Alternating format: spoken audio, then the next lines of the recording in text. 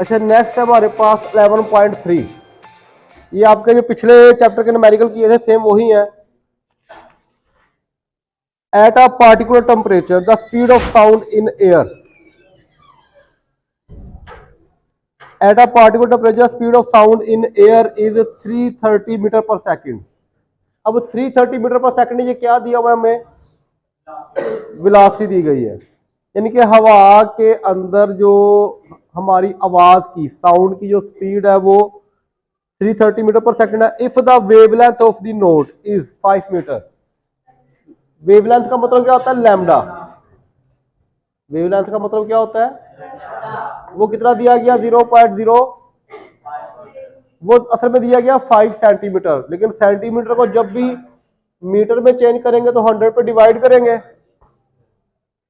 तो ये 0.05 मीटर बन जाएगा। Calculate the frequency of sound, हमने क्या निकालना है? बस यही इसके अंदर मेन बात है। और वो चेक करना है कि वो फ्रीक्वेंसी जो है वो ऑडिएबल है कि नहीं। ये भी हमने बताना है कि वो सुनी जा सकती है कि नहीं सुनी जा सकती। पहले तो फ्रीक्वेंसी निकाल लेते हैं।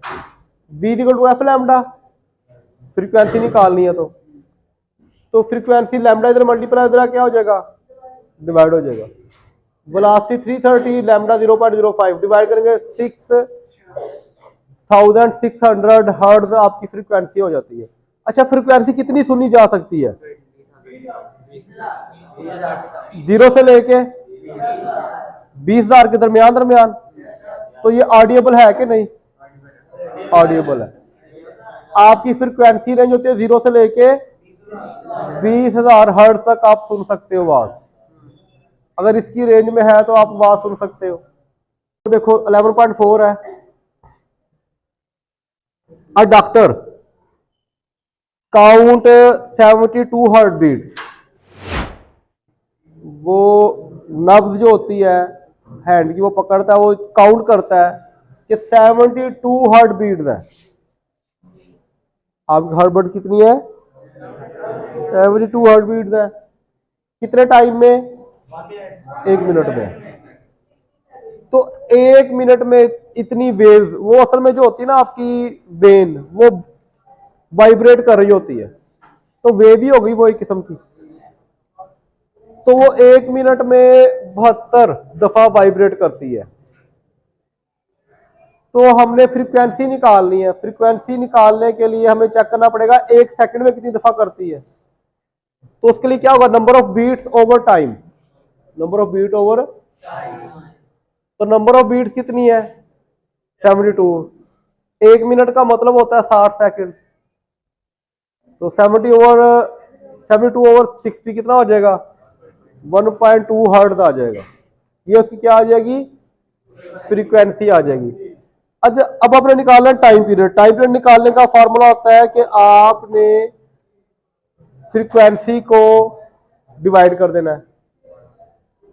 रेसिप्रोकल ऑफ फ्रीक्वेंसी क्या होता है? टाइम पीरियड होता है। तो 1/f किस क्या होगा? 1/1.2 हो जाएगा। तो क्या आंसर आएगा? 0.83 सेकंड। ये उसका टाइम पीरियड होगा। एक वाइब्रेट मुकम्मल करने में, एक बीट मुकम्मल करने में 0.83 सेकंड ले रही है। क्लियर होगी बात यहां तक? 11.5 देखो जरा। A marine survey ship sends sound wave straight to the seabed। कहते हैं मराइन है, वो क्या कर रही है कि वो साउंड वेव नीचे भेज रही है सी बेड की तरफ, समंदर की गहराई की तरफ, समंदर की तह की तरफ। उसने अपनी वेव भेजी जमीन की जानिब, ऊपर पानी में थी तो उसने अपनी वेव भेजी। It receive an echo. Echo का मतलब होता है उसको आवाज दोबारा सुनाई दी। जिस तरह आप पहाड़ों के जाके सामने बोलते हो तो आपको अपनी आवाज दोबारा सुनाई देती है, इसी तरह उसको आवाज दोबारा सुनाई देगी। इको का मतलब ये है। कितने सेकंड के बाद? 1.5 सेकंड। अब ये टाइम है 1 आवाज गई, टकराई, टकरा के वापस आई। तो ये टोटल टाइम हुआ हमारे पास कि जो टोटल टाइम लिया आने का, जाने का भी और वापस आने का भी 1.5 सेकंड लिया उसने, लेकिन जो हमें टाइम चाहिए वो सिर्फ एक साइड का चाहिए। ये हम आगे जाके बात करेंगे। अच्छा नेक्स्ट देखते हैं जरा, the speed of sound in sea water.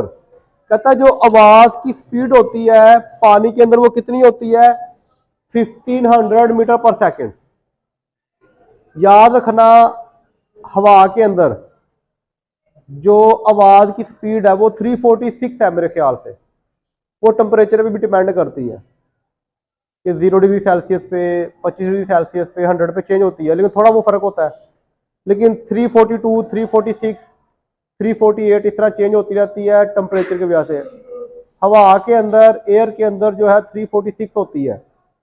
पानी के अंदर जो बता रहा है स्पीड वो कितनी है, 1500 मीटर पर second. Find the depth of sea. हमने क्या निकालना है कि इसकी वजह से हमने चेक करना है कि जमीन की गहराई कितनी है, तो समंदर की गहराई कितनी है। यानी कि टेक्नोलॉजी की वजह से आप सिर्फ और सिर्फ साउंड वेव के भेजने से और वापस आने से और उसका टाइम नोट करने की वजह से आप क्या कर सकते हो, समंदर की गहराई मालूम कर सकते हो। आपको वहां पे कोई फीता लगाने की जरूरत नहीं है, कोई और चीज स्केल नीचे भेजने की जरूरत नहीं है। सिर्फ आप साउंड वेव की टेक्नोलॉजी से ही आप उसकी गहराई तक मालूम कर लेते हो। यहां तक कि टेक्नोलॉजी इतनी फास्ट है कि आप उसकी शेप, आप उसके जो नीचे जिस्म पड़े हुए हैं वो कितना साइज का है, क्या क्या है, कौन कौन सी चीजें नीचे मौजूद है, ये चीजें भी आप साउंड के जरिए मालूम कर लेते हो, वेव्स के जरिए मालूम कर सकते हो, मैं सिंपल लफ्जों में कहूँ तो इस टेक्नोलॉजी में बड़ा काम हो रहा है, बहुत ज़्यादा रिसर्च इसी के ऊपर होती है। बहरहाल अब मेरा टॉपिक नहीं, मेरा टॉपिक है कि हमारी वेलोसिटी कितनी दी हुई है, 1500 मीटर पर सेकंड। अब टाइम टोटल जाने का और आने का कितना है, 1.5 सेकंड। हमें चाहिए सिर्फ एक साइड का टाइम। अगर आपने हाइट निकालनी है ना सिर्फ सिंगल साइड, तो आपको टाइम भी हाफ चाहिए इसका, यानी कि हमें, क्योंकि जाने और आने का 1.5 है, तो जाने का टाइम कितना होगा, हमें 2 पे डिवाइड करना पड़ेगा। टाइम को 2 पे, तो टाइम को 2 पे डिवाइड कर दो, कितना बन जाएगा, 0.75 सेकेंड। अब आपका जो फार्मूला है वो है v equal to d over t. ये तो आपका 9th में आपने पढ़ा हुआ वेलोसिटी का।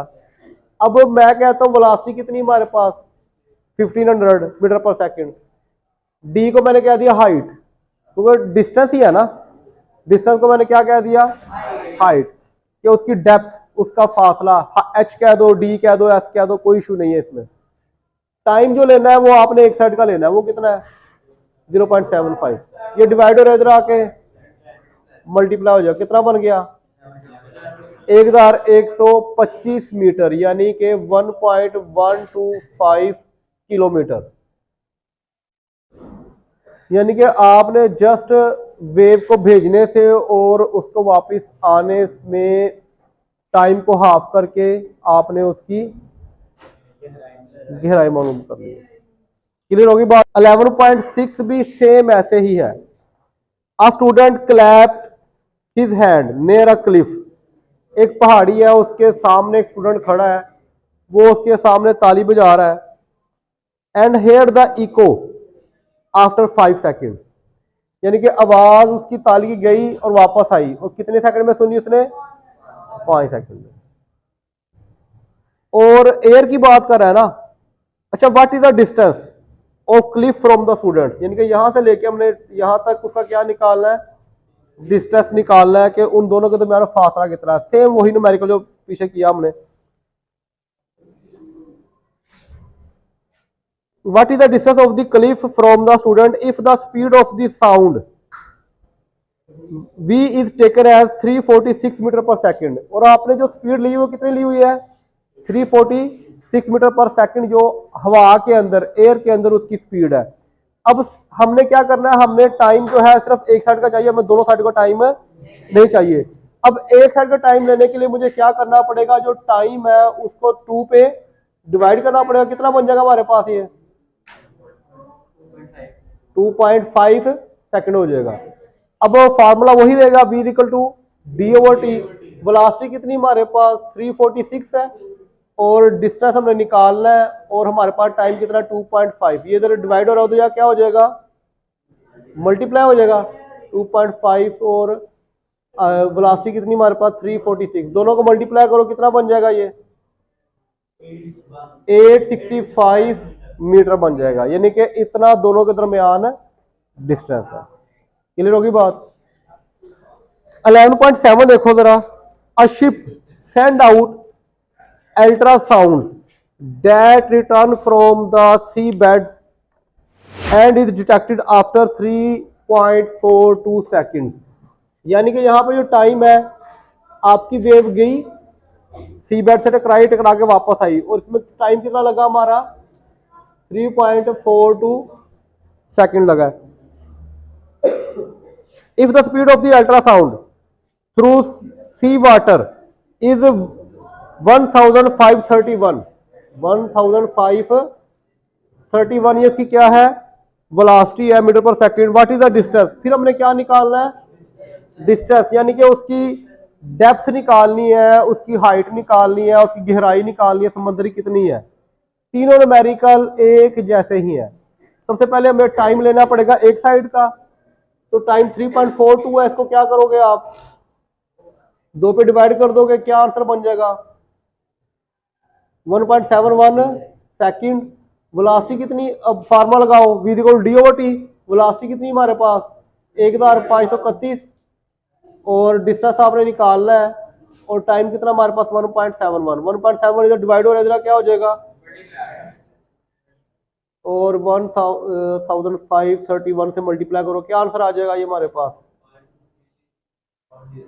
2618 मीटर उसकी गहराई होगी। क्लियर होगी बात यहां तक की प्रॉब्लम।